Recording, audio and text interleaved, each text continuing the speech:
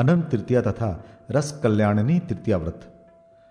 राजा युधिष्ठिर ने कहा, भगवान, अब आप सौभाग्य एवं आरोग्य प्रदायक, शत्रु विनाशक तथा भुक्ति मुक्ति प्रदायक कोई व्रत बतलाएं। भगवान श्री कृष्ण बोले, महाराज, बहुत पहले की बात है। असुर संहारक भगवान शंकर ने अनेक कथाओं के प्रसंग में पार्वती जी से भगवती ललिता की आराधना की जो विधि बतलाई थी, उसी व्रत का मैं वर्णन कर रहा हूँ। यह व्रत संपूर्ण पापों को नाश करने वाला तथा नारियों के लिए अत्यंत उत्तम है। इसे आप सावधान होकर सुने। वैशाख, भाद्रपद अथवा मार्गशीर्ष मास के शुक्ल पक्ष की तृतीया को श्वेत सरसों का उपटन लगाकर स्नान करें।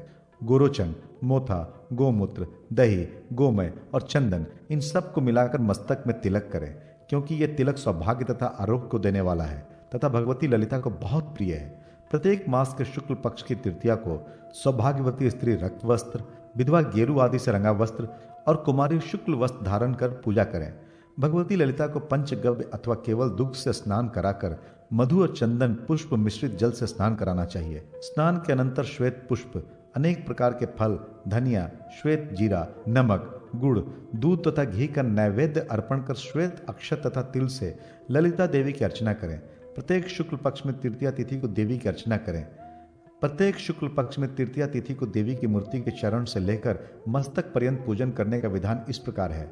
वरदाय नमः कहकर दोनों चरणों की, श्रीय नमः कहकर दोनों टखनों की, अशोकाय नमः कहकर दोनों पिंडलियों की, भवनय नमः कहकर घुटनों की, मंगल कारिण्य नमः कहकर उरुओं की, काम देव्य नमः कहकर कटी की, पद्मोद्वयाय नमः कहकर पेट की, काम श्रिय नमः कहकर वक्षस्थल की, सौभाग्य वासिन्याय नमः कहकर हाथों की, शशि मुख श्रेय नमः कहकर बाहुओं की, कंद प्रवासनीय नमः कहकर मुख की, पार्वतय नमः कहकर मुस्कान की, गौर्य नमः कहकर नासिका की, सुनित्राय नमः कहकर नेत्रों की, तुष्टय नमः कहकर ललाट की, कात्यायनय नमः कहकर उसके मस्तक की पूजा करें। तदनंतर गौर्य नमः, सुष्टय नमः, कांत्याय नमः, श्रिय नमः, रंभाय नमः, ललिताय नमः तथा वासुदेव्य नमः कहकर देवी के चरणों में बार बार नमस्कार करें। इसी प्रकार विधि पूर्वक पूजा कर मूर्ति के आगे कुमकुम से कार्णिका सहित 12 दल युक्त कमल बनाए। उसके पूर्व भाग में गौरी, अग्निकोण में अर्पणा, दक्षिण में भवानी, नेतृत्व में रुद्राणी, पश्चिम में सौम्या, वायव्य में मदन वासनी, उत्तर में पाटला तथा ईशान कोण में उमा की स्थापना करें। मध्य में लक्ष्मी, स्वाहा, स्वधा, तुष्टि, मंगला, कुमुदा, सती तथा रुद्राणी की स्थापना कर कर्णिका के ऊपर भगवती ललिता की स्थापना करें। तत्पश्चात गीत और मांगलिक वाद्यों का आयोजन कर श्वेत पुष्प एवं अक्षत से अर्चना कर उन्हें नमस्कार करें। फिर लाल वस्त्र, रक्त पुष्पों की माला और लाल अंगराग से सुवासिनी स्त्रियों का पूजन करें तथा उनके सिर में सिंदूर और केसर लगाएं, क्योंकि सिंदूर और केसर सती देवी को सदा अभिष्ट है। भाद्रपद मास में नीलकमल से, आश्विन में गुल दोपहरिया से, कार्तिक में कमल से, मार्गशीर्ष में कुंद पुष्प से, पौष में कुमकुम से, माघ में सिंधुवार से, फाल्गुन में मालती से, चैत्र में मल्लिका तथा अशोक से, वैशाख में गंध पाटल से, ज्येष्ठ में कमल और मंदार से, आषाढ़ में चंपक और कमल से तथा श्रावण में कदम और मालती के पुष्पों से उमा देवी की पूजा करनी चाहिए।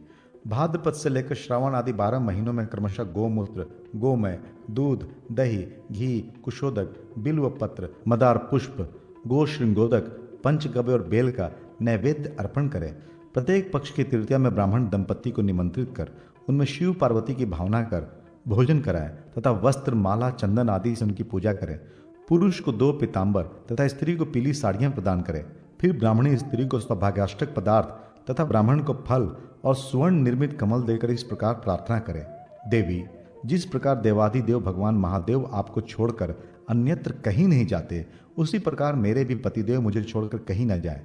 पुनः कुमुदा, विमला, अनंता, भवानी, सुधा, शिवा, ललिता, कमला, गौरी, सती, रंभा और पार्वती, इन नामों का उच्चारण करके प्रार्थना करें कि आप क्रमशः भाद्रपद आदि मासों में प्रसन्न हो। व्रत की समाप्ति में स्वर्ण निर्मित कमल सहित शैया दान करें और 24 अथवा 12 द्विज दंपतियों की पूजा करें।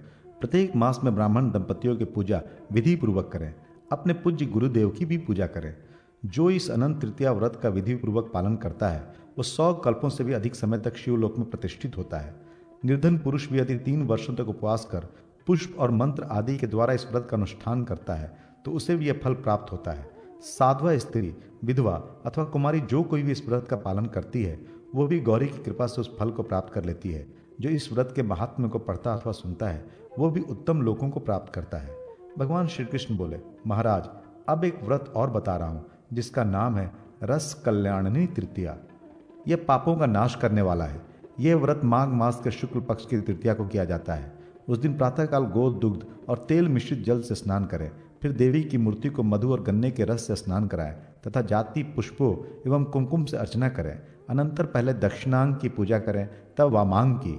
अंग पूजा इस प्रकार करें, ललिताय नमः कहकर दोनों चरणों तथा दोनों टखनों की, सत्य नमः कहकर पिंडलियों और घुटनों की, श्रिये नमः कहकर उरुओं की, मदलसाय नमः कहकर कटी प्रदेश की, मदनाय नमः कहकर उदर की, मदन वासन्याय नमः कहकर दोनों स्तनों की, कुमुदाय नमः कहकर गर्दन की, माधवय नमः कहकर भुजाओं की तथा भुजा के अग्रभाग की, कमलाय नमः कहकर उपस्थ की, रुद्रनाय नमः कहकर भ्रू और ललाट की, शंकराय नमः कहकर पलकों की, विश्वसनाय नमः कहकर मुकुट की, कांतय नमः कहकर केशपास की, चक्रवधारण्य नमः कहकर नेत्रों की, पुष्टय नमः कहकर मुख की, उत्कंठय नमः कहकर कंठ की, अनंताय नमः कहकर दोनों कंधों की, रंभाय नमः कहकर वाम बाहों की, विशुकाय नमः कहकर दक्षिण बाहों की, मनमथाद्यय नमः कहकर हृदय की पूजा करें, फिर पाटलय नमः कहकर उन्हें बार बार नमस्कार करें। इस प्रकार प्रार्थना कर ब्राह्मण दंपत्ति की गंध माल्यादि से पूजा कर स्वर्ण कमल सहित जल पूर्ण घट प्रदान करें।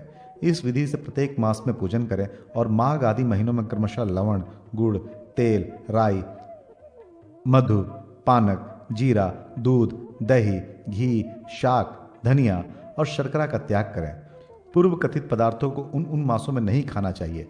प्रत्येक मास में व्रत की समाप्ति पर करवे के ऊपर सफ़ेद चावल, गोजिया, मधु, पूरी, घेवर, मंडक, दूध, शाक, दही, 6 प्रकार का अन्न, भिंडी तथा शाक वर्तिक रखकर ब्राह्मण को दान करना चाहिए।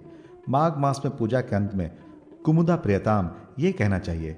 इसी प्रकार फाल्गुन आदि महीनों में माधवी, गौरी, रंभा, भद्रा, जया, शिवा, उमा, शची, सती, मंगला तथा रति लालसा का नाम लेकर प्रियताम ऐसा कहना चाहिए। सभी मासों के व्रत में पंचगव्य का प्राशन करें और उपवास करें। तदनंतर माघ मास आने पर करक पात्र के ऊपर पंचरत्न से युक्त अंगुष्ठ मात्र की पार्वती के स्वर्ण निर्मित मूर्ति की स्थापना करें। वस्त्र, आभूषण और अलंकार से उसे सुशोभित कर एक बैल और एक गाय भवानी प्रियताम ये कहकर ब्राह्मण को प्रदान करें। इस विधि के अनुसार व्रत करने वाला संपूर्ण पापों से उसी क्षण मुक्त हो जाता है और हजारों वर्षों तक दुखी नहीं होता। इस व्रत के करने से हजारों अग्निष्टोम यज्ञ का फल प्राप्त होता है। कुमारी, सधवा, विधवा या दुर्भगा जो भी हो वो इस व्रत के करने पर गौरी लोक में पूजित होता है। इस विधान को सुनने या इस व्रत को करने के लिए औरों का उपदेश देने से भी सभी पापों से छुटकारा मिलता है और वह पार्वती के लोक में निवास करता है।